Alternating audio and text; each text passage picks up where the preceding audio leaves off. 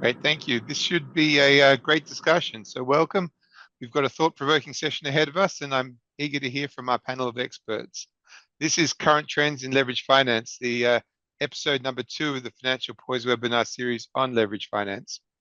You can read more about Financial Poise on slide 34. Our panelists today are Steve Ramilius, a Managing Director at CIBC US in Chicago, Illinois, Krista Mancini of Jones Day in Miami, Florida, Benu Talanki of Better Price in Chicago, Illinois, and Kelly Lazaroff of Sidley Austin in Chicago, Illinois. And my name is Lewis Grimm of Jones Day. You can see our names on slide 6. You can read our bios on slides 25 to 29. Neither Financial Poise nor we intend for this to be an infomercial, so you don't have to listen to me read the bios. If you want more information about us, just look at our bio slides. About the slides, I'll try to call your attention to slides that are relevant to whatever we're talking about, so you can take notes if you like. But don't worry if you're listening but not watching this webinar, you'll be fine because the slides are not critical. Financial Poise webinars are supported in part by sponsors. The sponsors for this webinar are on slides 3 and 4, and Sunburst Digital, maker of Type to Learn typing app for children K through 12. MaxX Asset, which provides turnkey solutions to online auctions, and Mood, an online retail cannabis dispensary. The last thing before we begin, slide 5 contains a disclaimer. You are not our clients, we are not your lawyers. What we do here today is for your general education and not for you to act on without appropriate advice. So without further ado, here we go. First question, and I'll address it to Kelly. Leverage lending volume was down last year, particularly given the lack of M&A activity and high interest rates. What are you seeing this year in terms of volume, and what deals are getting done? Yeah, thanks, Lewis, and thanks for having me here. Last year I think was pretty consistent. It was quiet. There were a bunch of add-ons. I think it picked up at the end of the year, as people were a little bit hopeful, thought that might continue. But I think the interest rate environment has continued to hamper most of the M&A activity, or much of the M&A activity. I think the difference is that there's still a lot of demand out there, and the have and have-nots are separating out there. So I think we are and the sponsors are getting to the point where they understand they need to return capital to investors, and so people aren't just necessarily sitting on their hands. The one hand, the stronger credit and the excess demand over supply, there were a lot of repricings kind of across the market. So I've seen a lot of that opportunistic repricings of the kind of 2022, 2023 deals where the pricing got a little tighter. We've still seen some add-on activity as far as incrementals, but much less sponsor to sponsor M&A. I think there have been, and I think this started last year, but a little bit more of the continuation fund or some sort of bespoke transactions that bespoke as in bringing somebody in as a 50% owner, or a continuation fund, just some way to give investors, equity investors, a way out to get their capital back. I think the other things we've seen, and I think we'll talk a little bit more about that later, is more debt with more deals with junior capital, with fixed rate debt, and then with the interest rate environment. And then we've also seen, I think that deterioration is finally setting in. We have seen, I think, more workouts, and I think the most notable factor in the workout environment has been that the financial sponsors really have been supporting their company. You've seen lots of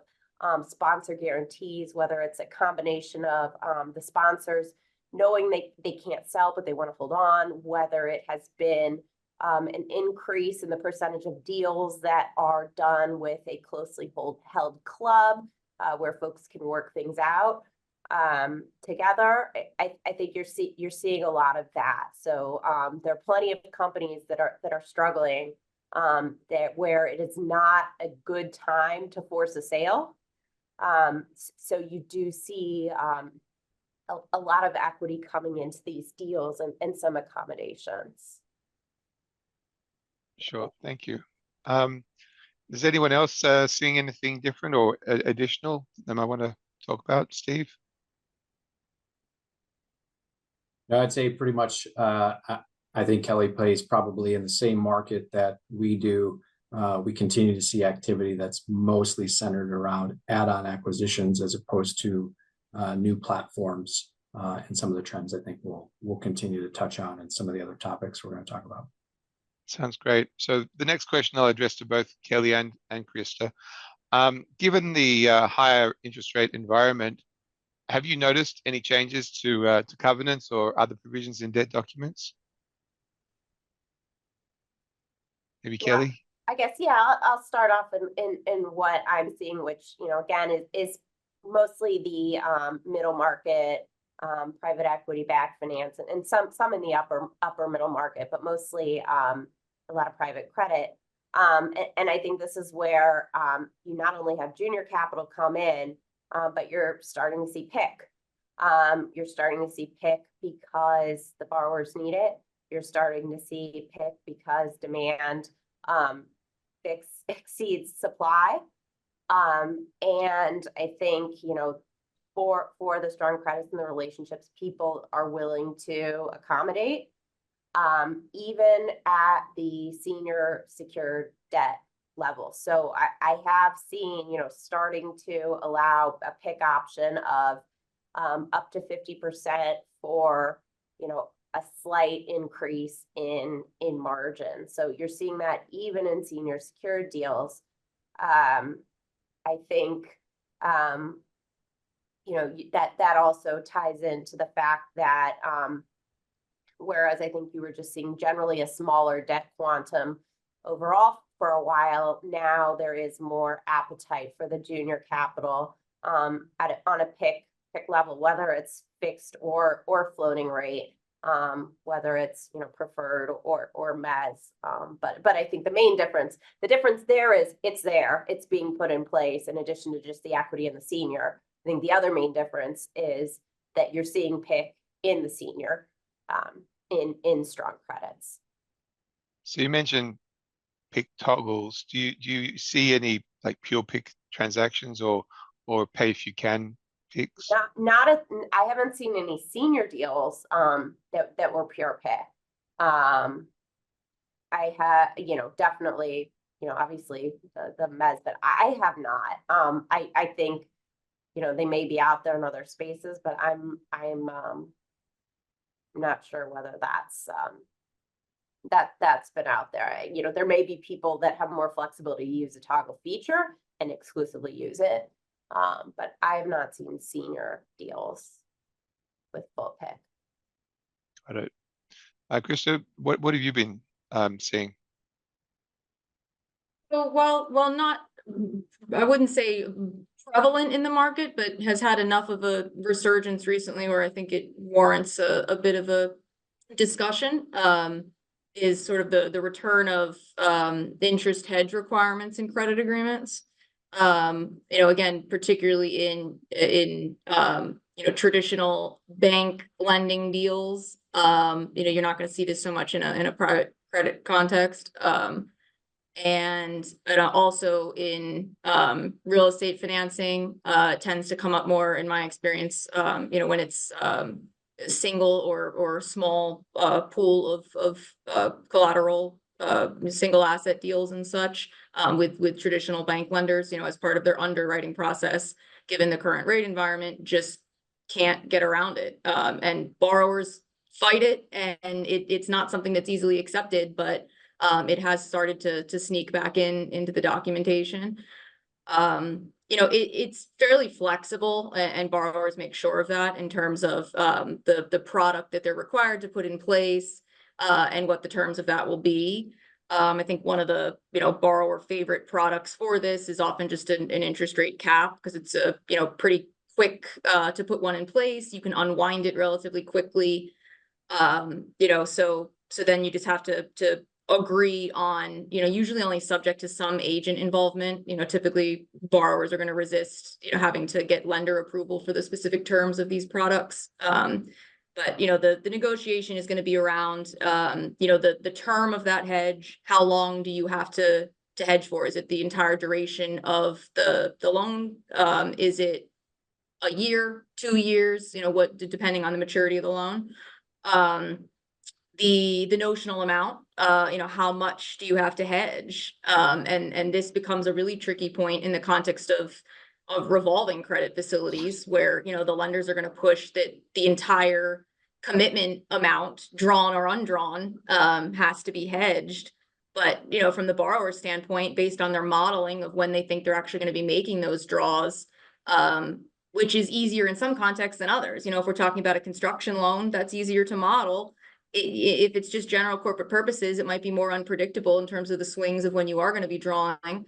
That's an expense to hedge that high of a notional amount for debt that actually isn't outstanding. It's not drawn loans. There's a lot of push and pull between lenders and borrowers in that context. And I think we've seen more creative solutions proposed on hedging in a revolving context in terms of allowing for multiple different products to be put in place at different times, given and grace periods following draws, to allow the borrower some time to put an additional product in place if needed, after additional capital is drawn.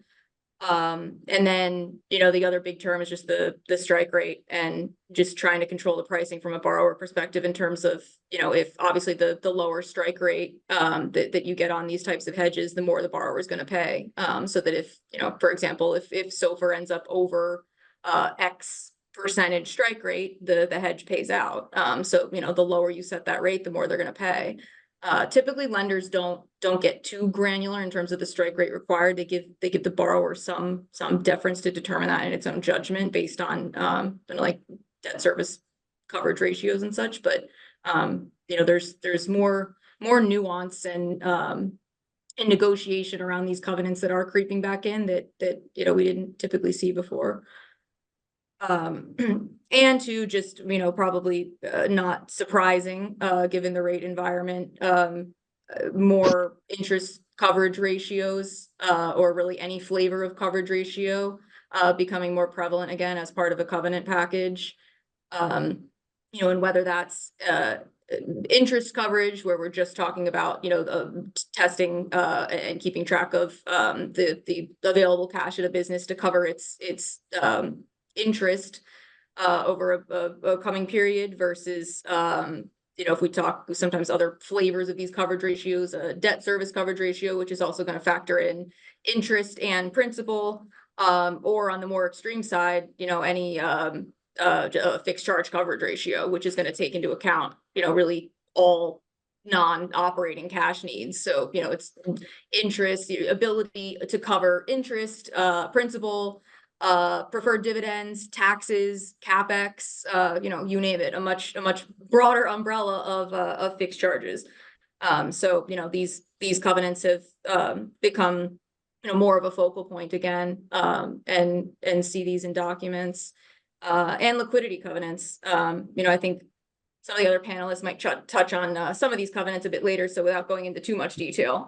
But, obviously, particularly for borrowers that are facing more distressed situations, I think the lenders want to see a lot of times a liquidity covenant in the document for a financial covenant standpoint, in terms of, a maintenance of a liquidity level, but also, there's other benefits to liquidity covenants. They come with informational benefits with cash flow reporting, and other reporting that's tied to a liquidity covenant, that lenders desire as well to keep track of cash forecasts.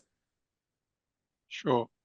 So Steve, given the market tightening, what type of deals are you finding are the hardest to market in this environment, and what options do the borrowers have?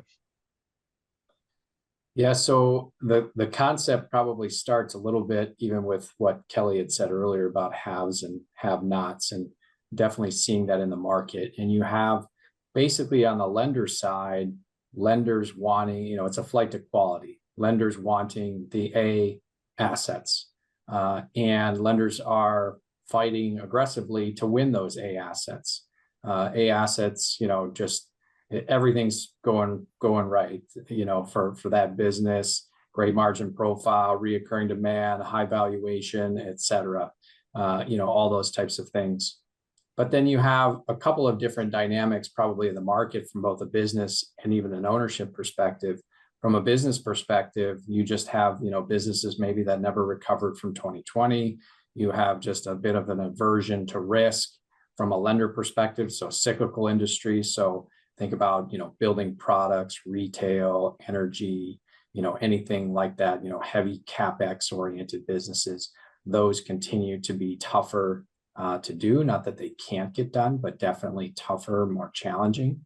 The other more sort of ownership dynamics of, there was, Kelly referenced, continuation vehicles, et cetera, longer hold periods where you just have fund dynamics that may be at play where companies, need to sell or refinance, would prefer not to, but they need to, for whatever reason, tend to be also more difficult, to get done.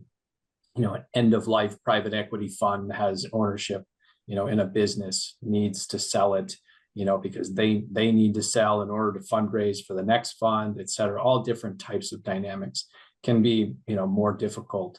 That's when you then ultimately, again, there's probably some source of capital out there, for all those different situations. That's when then you have some of these things that Kelly even talked about, of, bringing in PIK components, bringing in preferred equity for a 50% share because the current owner, sort of needs to generate liquidity for some reason or another. Again, tougher to get done and generally more expensive, but that's generally the direction that those types of businesses ultimately have to, to go down is a more expensive, more creative structure. Sure. Going back to you, Kelly, you mentioned that demand is still far in excess of supply. What terms are you seeing a shift in the borrower's favor? Yeah, so I think that the easiest one is economics. That's usually the first one out there, and upfront fees are coming in. I mean, they were at 3%, kind of in the deals I was doing not too long ago. Came back to 2% and now are at 150, 1.5%. So fees are coming down quickly. Lenders that used to only want 102, 101 hard calls are offering, a soft call protection for, still 6 months a year. So the economics are really, really tightening. I think, we can get into some of the weeds on EBITDA and some of the typical things where borrowers would push. I think just looking at leverage overall, their leverage in part is, now they can use PIK. Leverage is coming back up, and most notably, there is another half a turn of senior secured debt that is permitted above closing leverage. Frequently, this is accompanied by a DDTL, again, with the continued add-on activity, the continued prevalence of these private credit funds that have the ability to offer that. So you're seeing the ability to incur additional senior secured debt, which then, means not only the DDTL, but also incrementals. You're seeing another turn of junior secured debt and unsecured debt. So I think leverage is coming up a lot. You are seeing more aggressive asks for call protection carve-outs, and of some of the portability on change of control, again, in anticipation of, these companies have been held for a long time. There is ultimately a desire as soon as the faucet turns back on to sell. So you're seeing that. And in the meantime, I think you're seeing more expansive uses for delayed draw term loans. We talked about interest rate hedging. You know, one of the flavors I saw for a while was, people wanted to be able to draw the DDTL to buy interest rate caps, or swaps or whatnot. So all sorts of, ways to opportunistically use capacity that you negotiate for upfront. I think the most interesting is, people that are allowing the use of a DDTL proceeds to pay interest. So effectively a synthetic PIK, transaction. You know, and I think the last, again, kind of going to leverage. There's very little deleveraging required in order to use some of these ratio baskets. So, you know, again, it's not necessarily the sizing of the baskets, but a lot more flexibility to get access to these items, again, with the lenders just being more comfortable with these higher leverage levels for these strong credits they're competing for. And so there's no real limitation for the DDTL in terms of use of proceeds or CPs in using them as synthetic PIK or any of the other things that you talked Yeah, about? I mean, you have your leverage condition, but that's definitely, I've seen one of those that's definitely new. That's and I think, you know, there are still plenty of lenders. I think for a while it was only acquisitions, you know, or earnouts. I think people were pushing back on using it for growth, you know, CapEx or whatnot. But I think now people are comfortable kind of reopening that box, and, you know, allowing it to be used to replenish balance sheet cash and revolver draws, which makes sense administratively. But yeah, you know, the debt's out there, the sponsors are gonna take it, and they wanna make sure that they can actually use it, if they are paying for that, because they still are paying for, you know, at least 50% of that, upfront. One of the things that I've been seeing in the broadly syndicated loan market is the use of parallel processes where the borrowers go out to both private credit as well as the investment banks. Do you see similar sort of competitive processes in the middle market in order to get the best possible economics for the borrower? As, We, oh, go ahead. Yeah, go ahead. yes, ultimately, Lewis, we see those. We were part of, so CIBC is a bank, right? And we've sort of referenced there's a little bit of a difference between the bank markets, or what we refer to as the pro rata market, versus the private credit market, versus then the broadly syndicated, you know, institutional market. We were pursuing a transaction just recently where the borrower was pursuing two paths, even in the lower middle market. And we all basically knew, right? They said it. They had, you know, a lead bank running a bank transaction, and then they were trying to alternatively run a private credit transaction, effectively to get as deep in the capital structure as they could. This was one of those situations that we kind of talked about. Long investment, had some mezzanine, there were some cash flow, you know, type concerns in the past. They had gotten past that, but you still had significant accrued interest and mezz that was, you know, pretty expensive, you know, and they ran two full processes ultimately to get the best financing package. Sure. Kelly, did you have anything to add there? Oh, no, I was thinking the DDTL was an interesting kind of lead-in insofar as that's one of the differences that the private credit folks can offer. Sure. Yeah, it's an Absolutely. interesting dynamic with the DDTLs. 5 years ago, private credit wouldn't offer DDTLs at all. They hated them. You know, and you could only get them from regulated banks. Today, it's sort of the opposite. You'll see little cartoons in the market, you know, about them offering them like candy, you know, kind of thing, in the DDTLs for the private credit market, and sizable ones, you know, as well, that, you know, that are relatively, you know, material in size, right? You might have $100 million upfront financing package, and they're still getting a $50 million, $75 million DDTL. So Steve, you mentioned earlier that some borrowers are using preferred equity in their capital stack. What trends are you noticing with respect to preferred equity?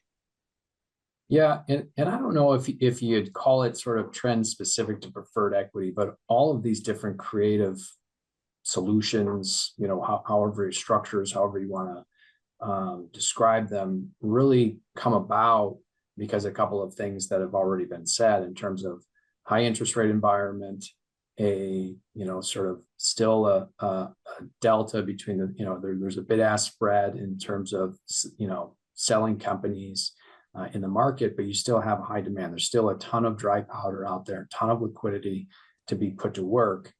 But in a high interest rate environment, even if someone then still agrees to a high valuation that a seller wants, you then assess the cash flows and like it just doesn't work, right? They can't actually service the debt. So then what has to come about is all these different types of creative solutions. So whether it's PIK, whether it's preferred equity. And so we have certainly seen the preferred equity, not sort of overly prevalent, but, you know, kind of like Krista had referenced earlier about one of the concepts, just more than you saw it 3 or 4 years ago. Oftentimes in the situations where, you know, you have a seller that needs to sell, there's some dynamic in there that they need to bring in a partner. So whether you're preferred equity, whether you're structured equity, whether you're a PIK mezz, however you want to call it, they all kind of are solving somewhat of the same solution. You know, a company needs capital and generally can't support any additional debt, you know, on the business for a cash flow reason, for a cyclicality reason, whatever it might be. I think what it is I don't know that there's sort of any significant trends in the type of preferred equity. It's just the use of it as an alternative for capital. So I imagine that the pool of potential private equity providers is much narrower than the pool of potential senior debt providers. So do you ever go out to market with a stapled preferred equity?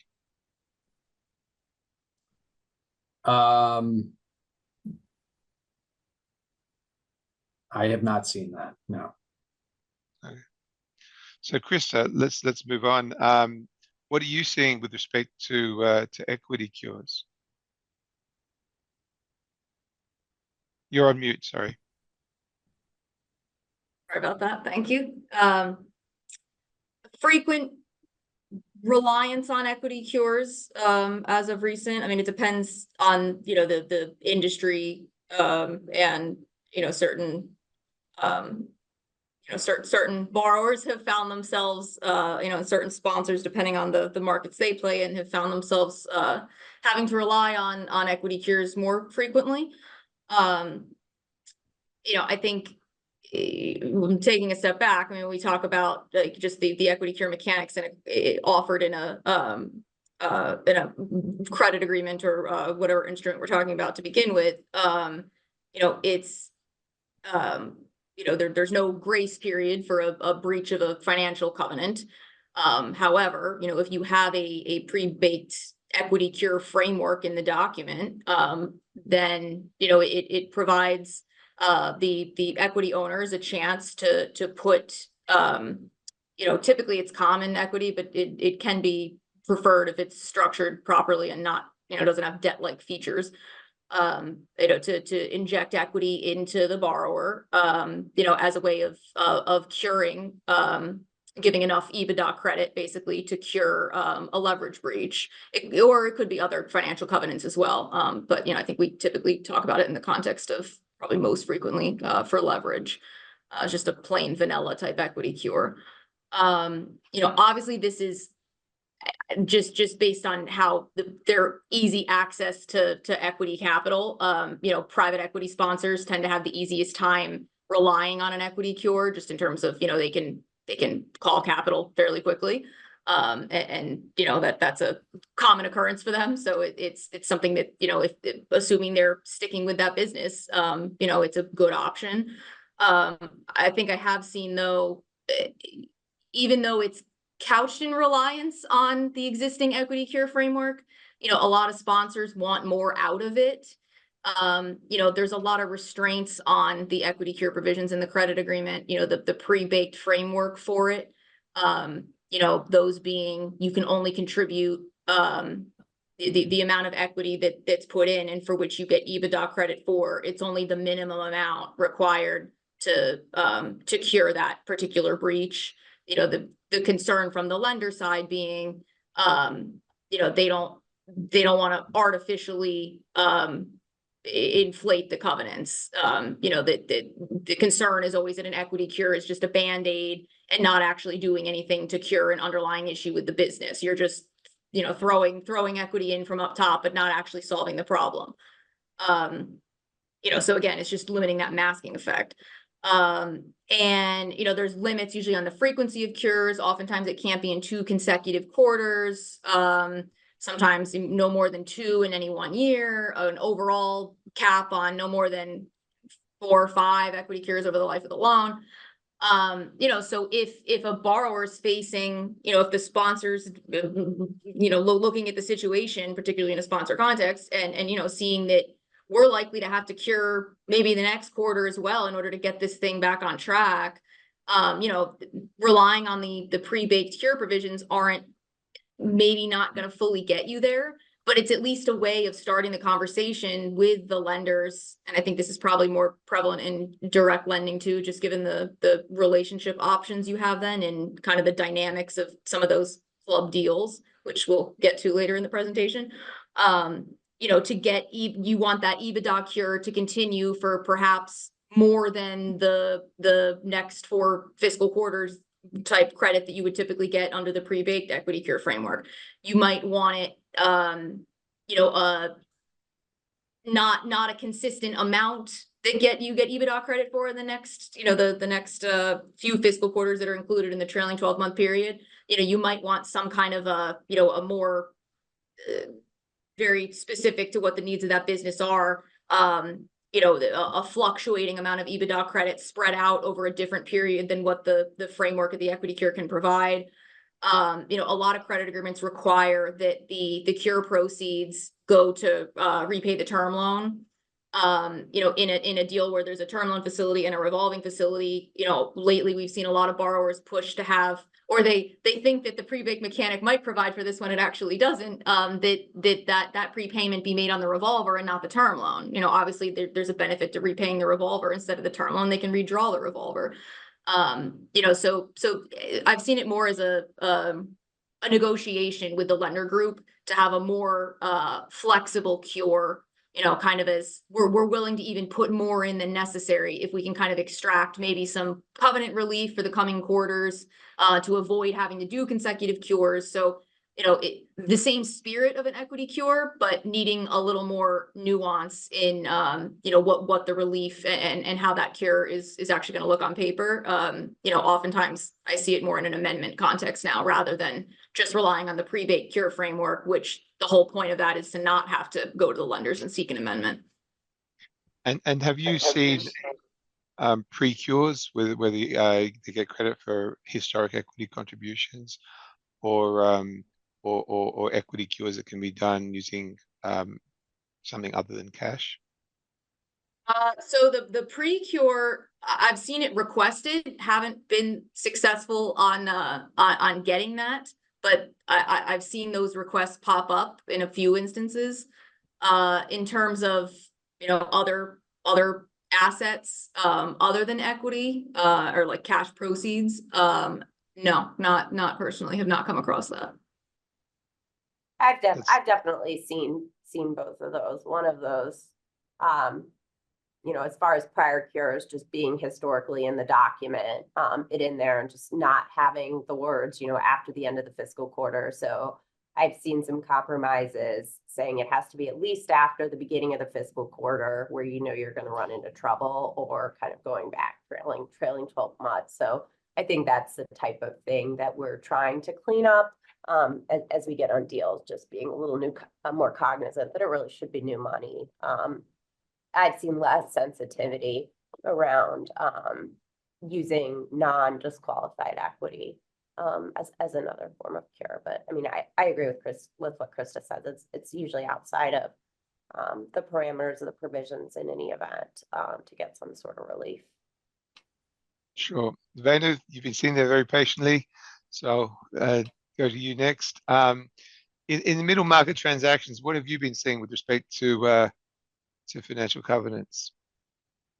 I think historically in the middle market, for me, it was fairly common to see lenders require both leverage and fixed charge coverage ratios. But what I'm seeing, a more recent trend has been sponsors pressing for leverage only deals without any fixed charge coverage testing. And I think that's particularly the case, as we've heard throughout today, in strong credits where there are a lot of lenders bidding to win that mandate. Where a lender isn't comfortable with giving up on fixed charge, I have seen some lenders try to introduce the concept of like an EBITDA hurdle, where basically fixed charge doesn't get tested if EBITDA is above a certain threshold, but does get tested if EBITDA is below that threshold, that same threshold. And on the flip side, you might see sponsors try to chip away at what is a fixed charge. For example, I've seen one sponsor take the position that amort and interest payments, if financed with asset sale proceeds or equity proceeds, doesn't count against fixed charge. And so that's kind of similar to that pre-cure that you're talking about, Louis, that they effectively can do the cure during the course of the fiscal quarter if they use equity proceeds to pay down, amort or prepay amort or interest payments.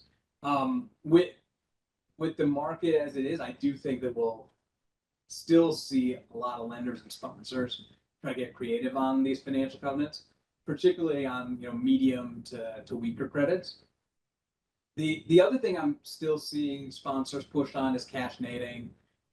While sponsors would love for it to be uncapped, I usually only see that in really select oversubscribed upper middle market deals. Otherwise, I think the cap's going to really depend on the strength of the deal. With strong deals, maybe the cap getting to be about 50% or maybe even higher.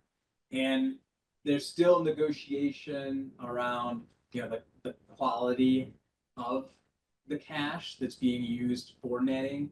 So is it domestic cash or foreign cash? Is it subject to a DACA? Is it not? I think a lot of that varies depending on the size of the deal. And in the distressed world, I know Krista talked about it a little bit. I do see liquidity, certainly like Krista mentioned. I see minimum EBITDA on a monthly basis in distressed deals. And then I think in some seriously distressed deals where they're talking about forbearance, I'll see a budget variance covenant that's based on cash receipts or cash disbursements. And as Chris And talked so about, with the budget variance tests, are they overall or do they get granular in terms of different types of disbursements?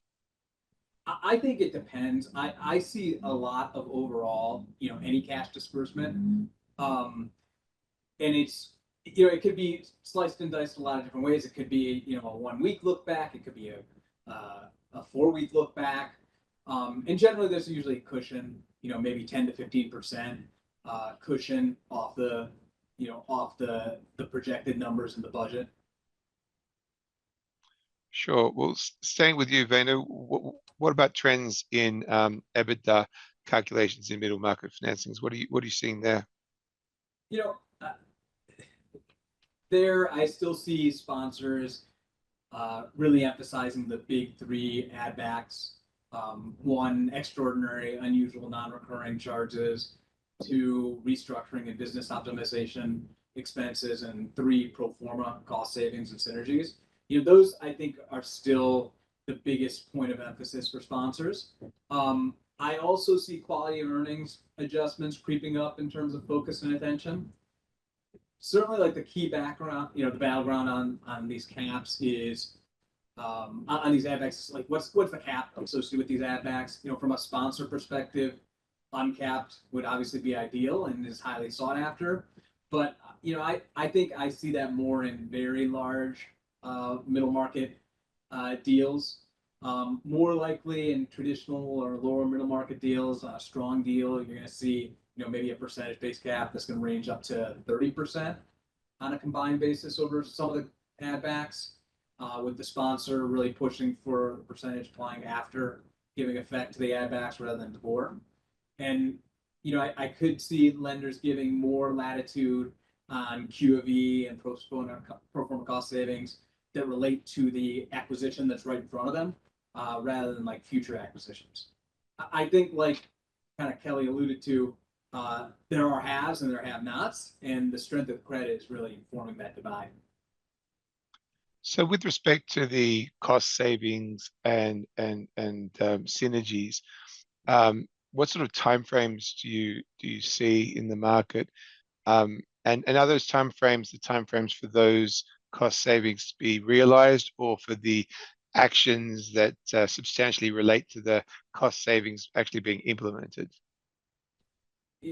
Yeah, I think in terms of the range, probably 12 to 24 months is what I'm still seeing, certainly with the 24 months, getting closer to the 24 months on those stronger credits, on those deals where there are a lot of lenders bidding for it. I think it varies on, the realized point. That one, I see some sponsors push on that, some sponsors don't, get too fussed about it. I think that really just depends. Sure. So Krista, there've been a few discussions so far about private credit, and it does continue to be a hot topic. Perhaps could you talk a little bit about private credit's role in the market at the moment? So I guess just to take a step back, in case not obvious at this point, but just as a quick primer on what is private debt when we refer to private debt versus the bank market or the pro rata market, like Steve alluded to earlier in the call. Really private debt is debt that's privately originated, no bank intermediary, and it doesn't trade in a public market. There's certain features of private credit that are different from, and certain aspects of it that certainly differentiate it from deals in the bank market. But at the same time, it's still a credit transaction, it's still a loan. Like the nuts and bolts of it are not that different, so it certainly, I'm not implying that it is the same. There are benefits and reasons that certain borrowers seek out the private credit market instead of the bank market and such, and there are definitely unique features of it. But I think it's also important to, from a demystifying standpoint, that it is not that different, where if certain folks practice in one space or are only familiar with the bank market, that it would be that much of a stretch to suddenly start dealing in private credit. I mean, it's the nuts and bolts are fairly consistent. And folks talk about direct lending. I guess I would say that's like a subset of private credit. I mean, it can also be in the form of different types of distress lending. You could have real estate finance in a private credit market, direct lending, other opportunistic deals. And I feel like now too, we're seeing it up and down the stack too. It's at all different levels. It's versatile and taking on deals that some of the larger cap deals that I think folks used to think were reserved for the bank market, that the private credit market couldn't support deals of that size. That's no longer the case. They're getting larger and larger, particularly as you see almost syndicates of direct lenders getting together. What used to maybe only be one or two small deals with 1, 2, 3 small club deals of private lenders. You might see 10, 11, 12 to band together to fund a larger cap deal. It's not unheard of in the way that it probably used to be. From a borrower perspective, there's advantages, obviously. One of the main benefits being certainty of execution. I mean, you're taking on less market risk. When you think of marketing and syndicating a bank deal, You know, that's got to go to market. The bank may have to rely, you know, the lead arrangers may have to rely on the flex terms. Pricing is going to fluctuate depending on what the parameters of those flex terms were. You know, versus in a private credit context, you know, typically the pricing is one of the first terms set and the parties are going to stick with it. I mean, you know, you have that pricing certainty early on, you know, and you have a bit more certainty of execution in that space. You know, given the less risk of the market risk involved. You know, you can get more creative in some of the terms, you know, like let's face it, banks are a little more rigid sometimes, depending on, you know, what they're able to accommodate, you know, and get past committees. You know, obviously there's, you know, there's still levels of approvals and such for direct lenders, but you know, they can be a little more nuanced and creative often the times in what they're able to accommodate. And two, I think it's just relationship based in a lot of cases, you know, not saying that there aren't deep relationships that certain borrowers have with, you know, lenders that they've traditional bank lenders that they work with for years, but you know, just given the nature of some of the deals, you know, rather than have a syndicate of, you know, 10, 15, 20 bank lenders in the background, you know, every time you need an amendment, you have to go out and seek approvals. You know, in the context of direct lending, you know, when you talk about, you know, we might often see just a club deal with just a few direct lenders who are, you know, more open to conversations with the borrower, easier to get certain approvals, open to other creative solutions in a relief context. You know, obviously this could go either way. It's not always the case, but you know, there's often a relationship benefit to in the direct lending market as well, that borrowers find attractive, particularly in, you know, when you're in a distressed situation. It has proven to be valuable to have those types of relationships. Sure. So Steve, I'm going to ask this to you, but Krista, feel free to weigh in as well if you like, or anyone else can feel free to weigh in. I do see some blurring of the lines between direct lenders and traditional bank lenders, insofar as, you know, a number of the traditional bank lenders are now offering a direct lending product as well. And sometimes you see direct lenders participating in traditional bank syndicates as a pro rata lender. What are you seeing in terms of that kind of blurring, and where do you think it's going to end up? Yeah, there's definitely a blurring of the lines, and sort of there are in both sort of who's playing, but also the structures, right? We refer to them often as hybrid structures occasionally, where you have banks playing in or providing private credit like structures. And so in those transactions, you then may have a mix of regulated, that club that Krista talked about, but you may actually have a mix of regulated banks and non-bank, you know, the private credit lenders. There's also the dynamic that what it comes down to is that execution that Krista talked about.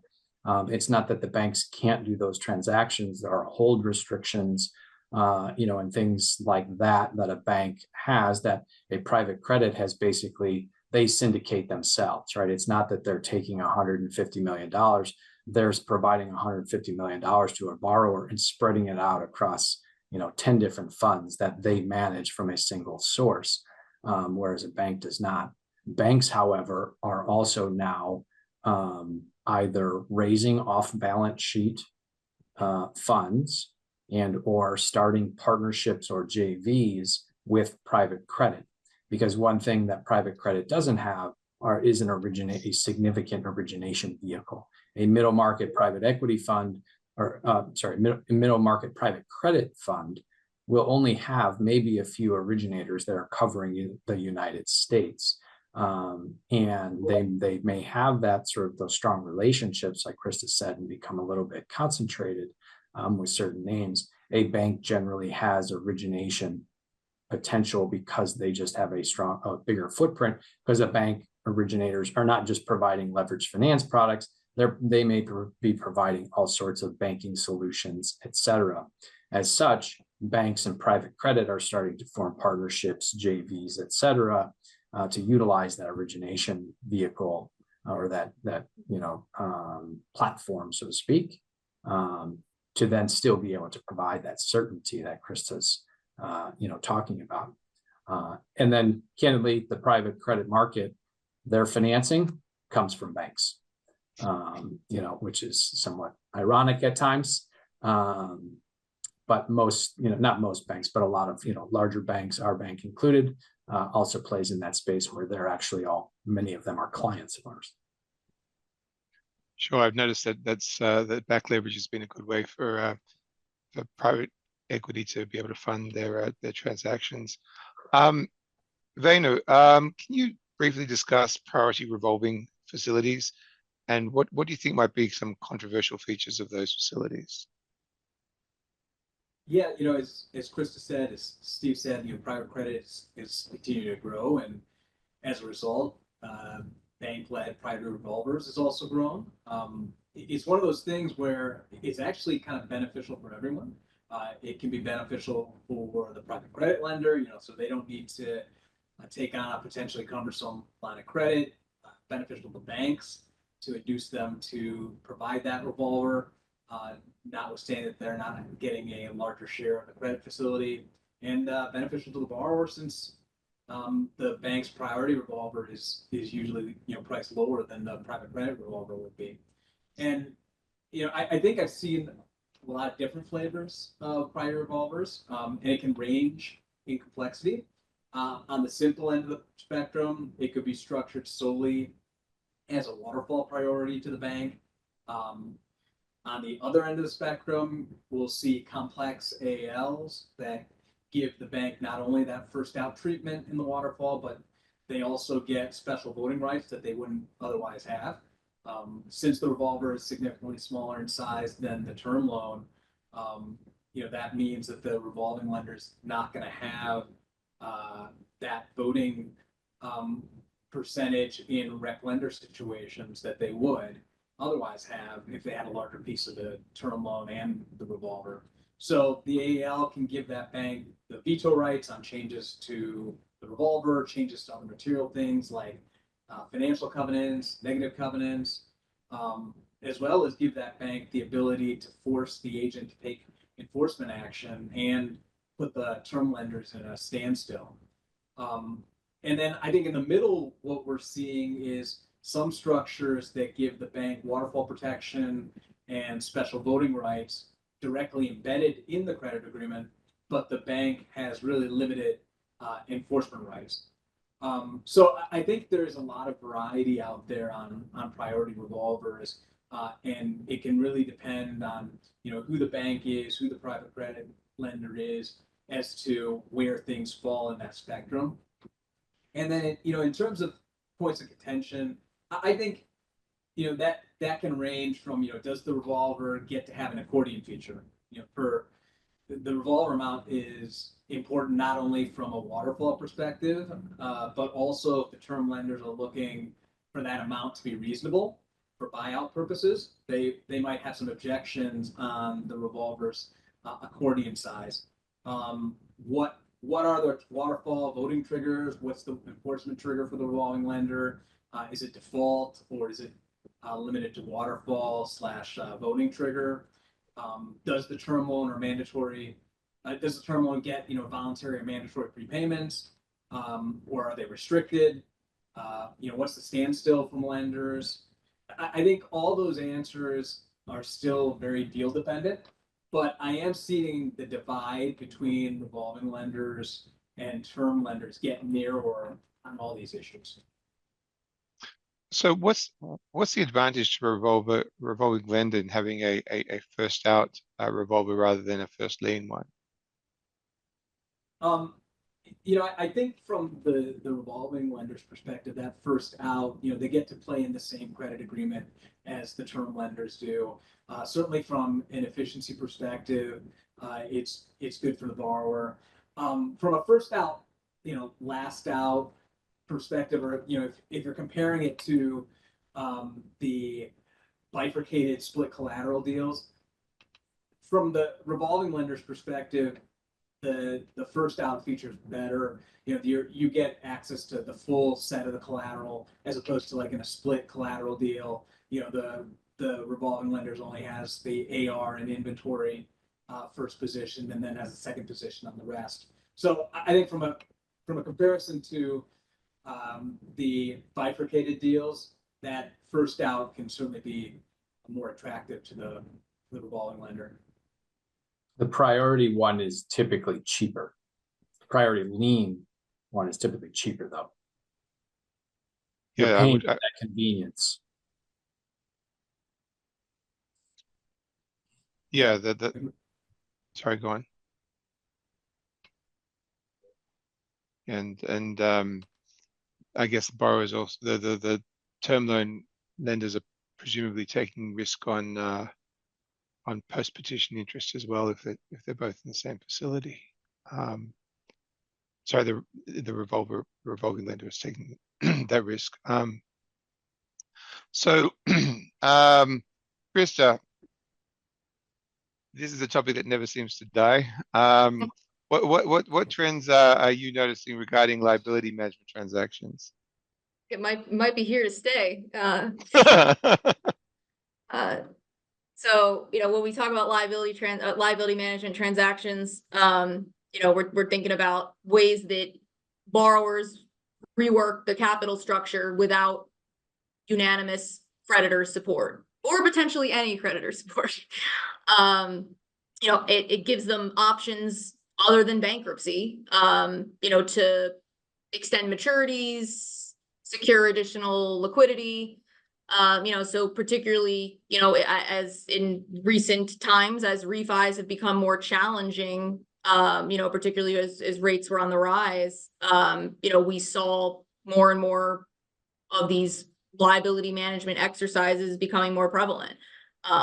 You know, and again, I think it's a competition of creativity, and, you know, how to, in a lot of cases, it's, you know, it sounds, you know, a bit off-putting to say, but it's still, in a lot of cases, just exploiting loopholes in existing documents and taking advantage of things that, you know, while maybe likely to lead to litigation in a lot of cases, not always, but in a lot of the cases, you know, it's not necessarily something that, you know, and as you see from the decisions that come down from the courts in various of these case studies, sometimes it works. You know, I mean, there's always a litigation risk and, you know, the various expenses to get through that process, but, you know, it relying on existing documentation, even if it wasn't as, you know, some of the lenders that had interpreted that language to be, it can work.